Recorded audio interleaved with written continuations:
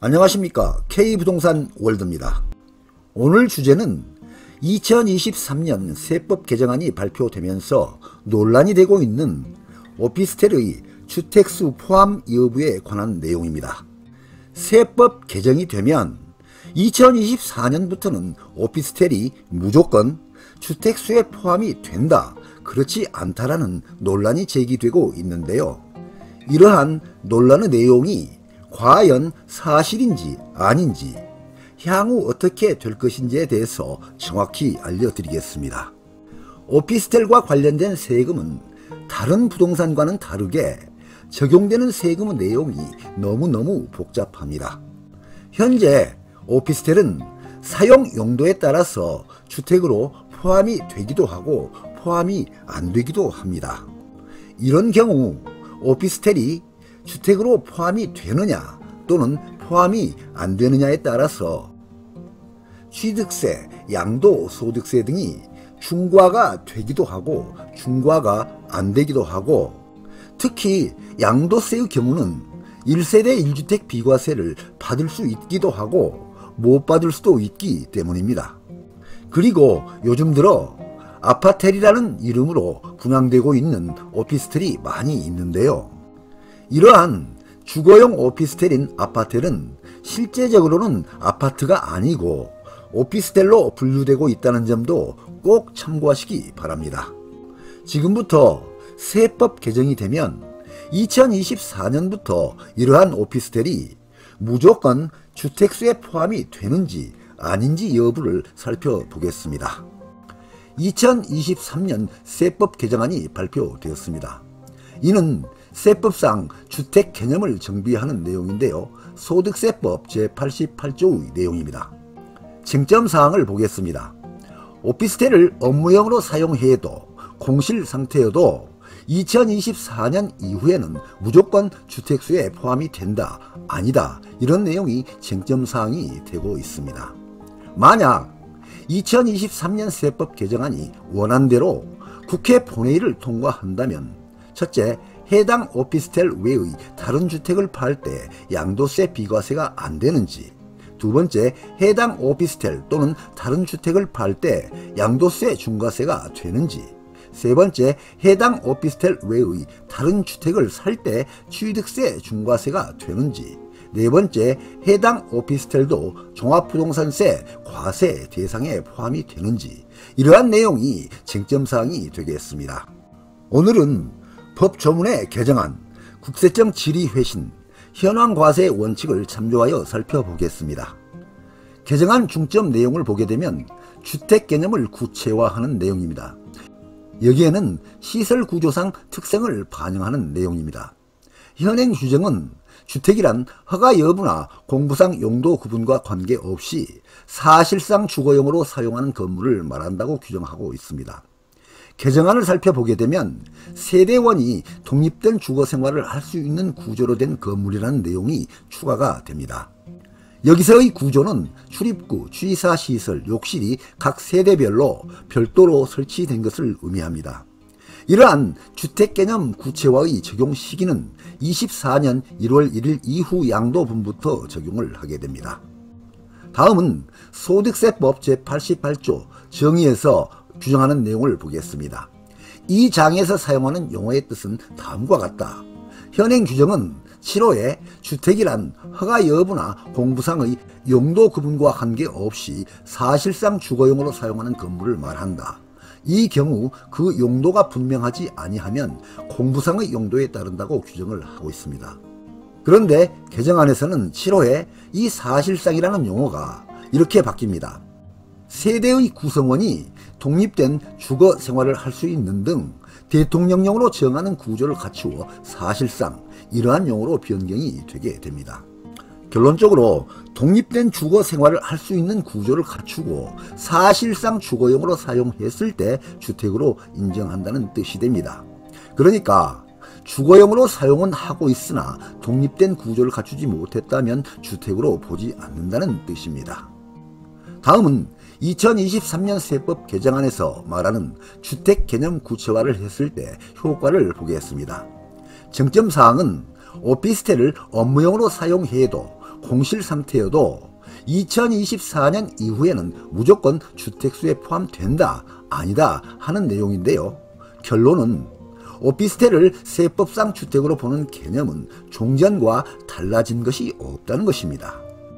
개정안을 보게 되면 현재도 과세 관청에서 주택 여부를 판정할 때 실무적으로는 현황 과세를 기준으로 참고하고 판단하는 기준이 있는데 이러한 내용들을 법 조문에 명문화시킨 것입니다.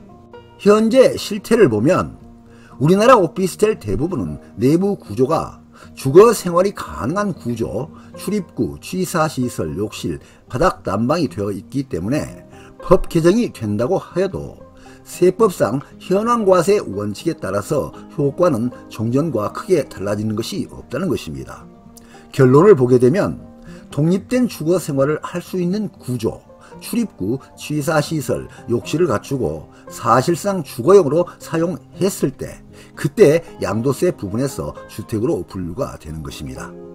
그러나 독립된 주거 생활을 할 수 있는 구조, 출입구, 취사시설, 욕실을 갖추었지만 사실상 주거용으로 사용을 하지 않을 때는 양도세 부분에서 주택으로 분류를 하지 않는다는 것입니다. 이러한 주택개념 구체화 효과에 관해서 세법 개정안에서 제시하고 있는 문답 자료를 살펴보겠습니다. 질의사항은 주택개념 구체화로 세액 부담의 변화가 있는지에 대해서 물어보고 있는데요. 응답 내용은 주택법 규정, 과세 관청 집행 실태 등을 반영한 개정으로 주택 여부 판정 및 양도소득세 등 세액 부담에는 변화가 없다고 응답을 하고 있습니다.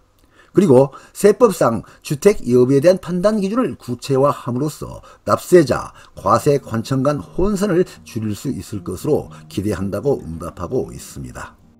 그런데요, 굉장히 주의를 해야 될 내용이 있습니다. 매도시 양도세 부분인데요. 고시원 및 상가는 불법 용도 변경 시에는 취약 분야가 됩니다.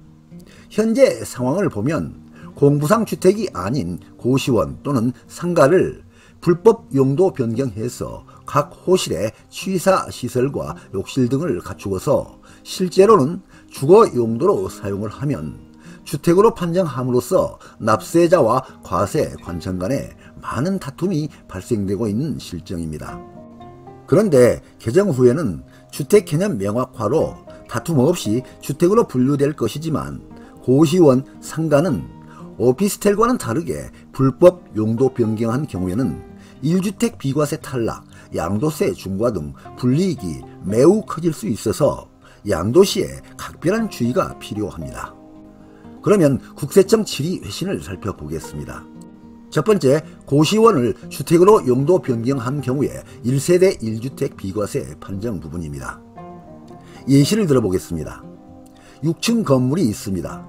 이 건물이 건축물 대장에는 6층은 단독주택으로 1세대, 지층부터 5층까지는 고시원으로 등재가 되어 있습니다.